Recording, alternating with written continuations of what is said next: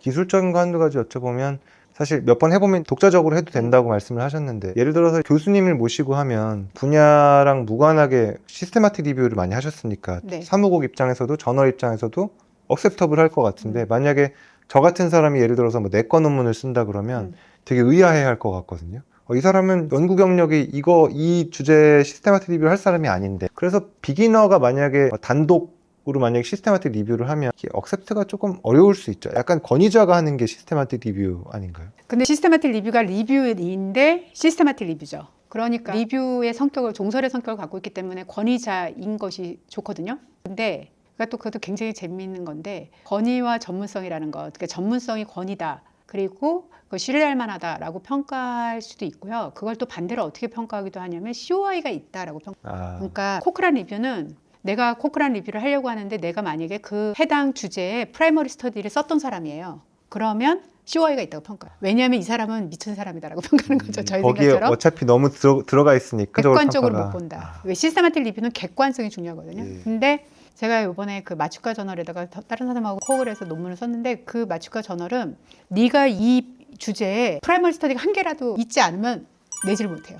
거꾸로 또 무조건 있어야 되는 거고. 네, 이건 리뷰이기 때문에 예. 그 저널은 그 사람이 너가 이거에 대해서 1차 연구를 한 번도 안 해본 사람이 어떻게 이거를 시스테마틱 리뷰라고 하더라도 리뷰할 수 있니? 네. 그러니까 이 전문성이라는 게 이런 거죠. 보기에 나름이네요, 완전히. 네, 네. 그러니까 저는 이 두 가지가 굉장히 중요한 거라고 생각하거든요. 그러니까 우리가 이 전문성을 어떤 관점에서 볼 것이냐. 그러니까 어떤 때는 그것이 약간 미친 사람이다라고 보는 시각도 필요하고, 하지만 또 어떤 면에서는 그것이 그 사람이 갖고 있는 그것이 전문가의 권위. 제가 굉장히 전문가의 권위를 좋아하는데, 왜냐하면 우리는 답을 하지 못하는 너무도 많은 에비던스들이 없는 경우들이 많기 때문에 그런 경험을 굉장히 중요하게 생각하는데, 그런 약간 때때마다 그런 것들을 잘 보실 필요는 있고, 시스테마틱 리뷰는 그래서 젊은 사람들이 훨씬 더 많이 합니다. 그러니까 우리가 일반적으로 알려져 있는 그런 유명하신 분 이런 분들은 오히려 그냥 리뷰를 내죠. 시스테마틱 리뷰를 하시는 게 아니라 리뷰 회를 내시고, 그리고 코어의 구조를 가지고 있기 때문에 방법론 전문가가 한 사람이 붙는다거나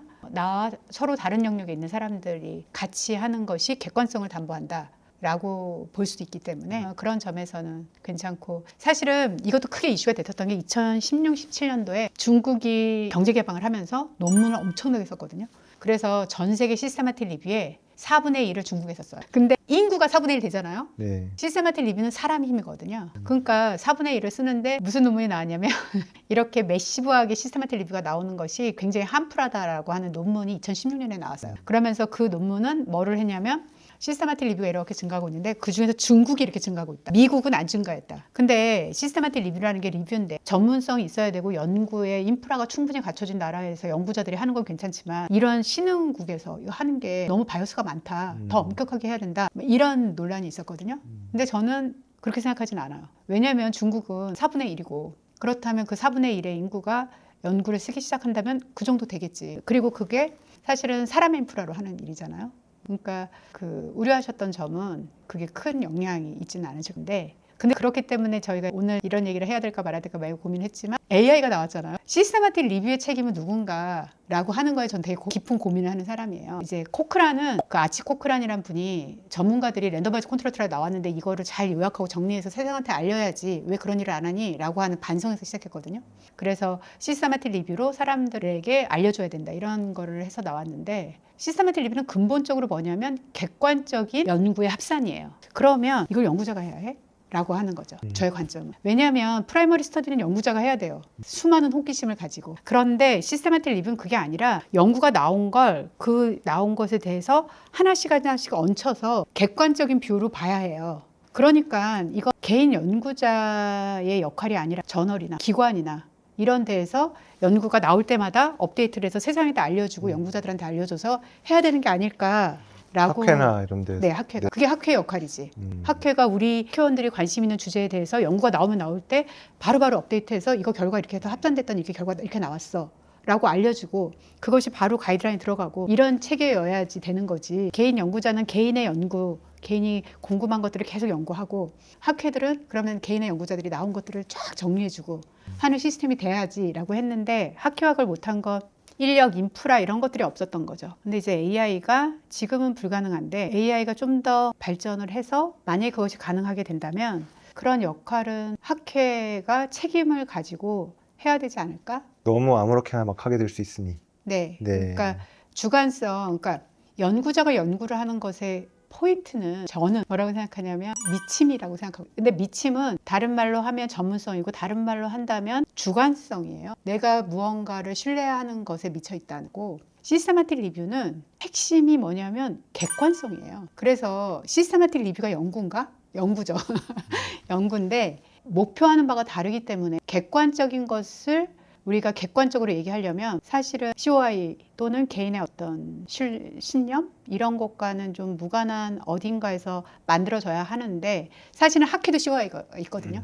우리 학회원의 네. 밥그릇을 늘리고자 하는. 네. 그러니까 학회가 정말 본질적인 객관적 주체가 될 수 있을지는 잘 모르겠어요. 근데 그리고 제가 한번 그 기고를 한 적이 있거든요. 그런 내용을 시스테마틱 리뷰는 누가 해야 하는가? 이건 학회의 책임이고 국가의 책임이지 개인 연구자의 책임이 아니다. 회복돼야 한다.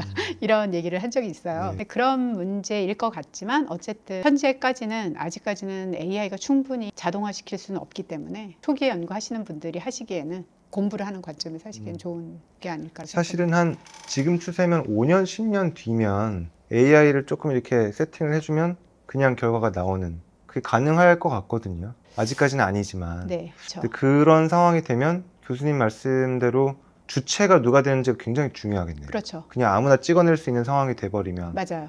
근데 프리즈마 워크플로우 안에서도 약간 결론이 이렇게 나고 이렇게 나고 이게 맞아요. 가능한가요? 그러니까 이제 시스테마틱 리뷰가 굉장히 객관적이어야 하는데 끝없이 시스테마틱 리뷰가 나오고 프라이머리 스터디는 결과가 다른 게 맞거든요. 다른 게 맞는데 시스테마틱 리뷰는 다르면 안 돼요. 지금까지 나왔던 건 모두 합해서 객관적으로 합쳤는데 어떻게 달라? 이렇게 돼야 되거든요. 근데 다 다르죠. 연구들이 똑같은 시스테마틱 리뷰가 달라. 그건 인클루전, 익스클루전 시키는 연구가 달라서고, 내가 인클루전, 익스클루전을 시킬 때 명백한 A와 명백한 B를 구분하지만 A와 B가 섞여 있는 그레이를 어떤 식으로 판단해서 넣고 뺄 거 할 것인가 라고 하는 부분에서 언제나 오른쪽 왼쪽이 갈리게 되거든요. 그러니까 누구도 굉장히 객관적이 되기가 어려운 부분이 있어서 시스테마틱 리뷰를 할 때는 다른 연구하고 다른 1차 연구에서는 협업을 해도 이 사람은 통계, 이 사람은 뭐 임상 이렇게 하지만 시스테마틱 리뷰는 그게 아니라 제가 같이 협업을 할 때 물론 제가 방법을 가리키고 뭐 이렇게 하시는 거라고 알려드리지만 객관성을 담보하는 다른 시선으로 봐는 거, 이런 것들을 하는 것이 누가 주체가 돼서 할 것인가,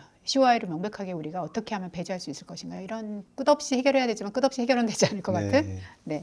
알겠습니다. 사실 항상 그렇지만 이 전문가 교수님을 모시고 여쭤보면 제가 생각했던 거랑 굉장히 다르다는 느낌을 항상 받습니다. 왜냐면 저는 지금 가장 조금 충격인 게 뭐냐면, 전 시스테마틱, 그러니까 하나하나 연구를 보는 건 쉬운데 방법이 어렵다고 생각을 했거든요. 근데 거꾸로라는 말씀 해주셨고, 그 다음에 그런 면 때문에 아주 초보 연구자한테는 추천하지 않는다는 말씀. 그리고 조금 이제 연구를 바라보는 눈이 생기면 그때 이제 시스테마틱 리뷰를 시작하는 것도 괜찮다. 네, 그게 가장 아이디얼한데 네. 실제적으로는 내가 연구를 1차 연구를 충분히 해보고 시스테마틱 리뷰까지 할 수 있는 사람들은 시스테마틱 리뷰가 안 필요해요. 그러니까 세상은 정말 재밌는 건 가장 적절한 것은 있지만 적절한 사람들이 무언가를 하는 것도 잘 안 되거든요. 그래서 만약에 내가 자료가 없고, 왜냐면 내가 환자를 안 봤으면 나한테 데이터가 없는 거거든요.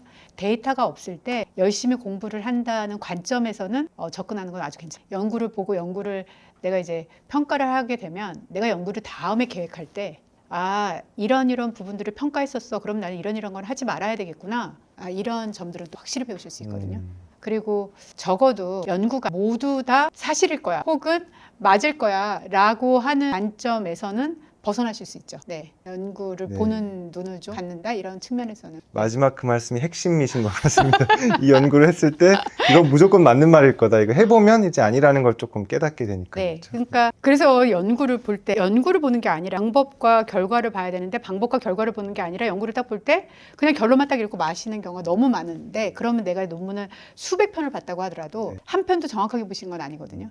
그리고 연구를 보시면 아시겠지만 결과와 테이블에 있는 결과와 그 사람이 써놓은 결과와 그 사람의 결론이 일관되면 정말 좋지만 굉장히 점프해서 왜 이런 결과가 이런 결론까지 이루었는지를 연결이 안 되시는 것들이 굉장히 많아요. 그래서 그런 부분들을 이제 연구를 볼 땐 어떤 관점을 봐야 될 것인가도 보는 게 좋고, 시스테마틱 리뷰가 또 좋은 점이 뭐냐면 연구를 쫙 모아놓거든요. 내 주제에 대한 논문을 쫙 모아놓으면 개별 연구자들은 못 봤던 게 있어요. 내가 내 연구를 할 때는 나한테 함몰돼서 못 보는 게 있거든요. 근데 그게 똑같은 결과라면 데이터는 정말 정직하거든요. 그러니까 다 똑같이 방향을 가지고 있어요. 그걸 멀찍이 내가 여러 연구를 놓고 보면 나한테만 보이는 방향성, 개별 연구자도 못 봤던 방향성을 보일 수 있기 때문에 그런 관점에서 매력적인 네. 두 개가 완전히 다르거든요. 네. 네. 오늘 정말 생각해 볼 게 많은 것 같습니다. 그리고 정말 아직까지 우리가 공부할 게 진짜 많다는 걸 많이 배운 것 같고요. 아마 지금 연구 시작하시려는 분들에게 되게 도움이 될 것 같아요. 오늘 김현정 교수님 해주신 말씀이, 그래서 저희 영상에 댓글로 주시면 제가 교수님 조금 귀찮게 해드려서 이거 이 질문을 좀 전달을 드리고 최대한 답변을 좀 해드릴 수 있도록 하겠습니다. 교수님 바쁘신데 이렇게 시간 내주셔서 너무 감사합니다. 감사합니다. 감사합니다. 탁탁구에서 함께 나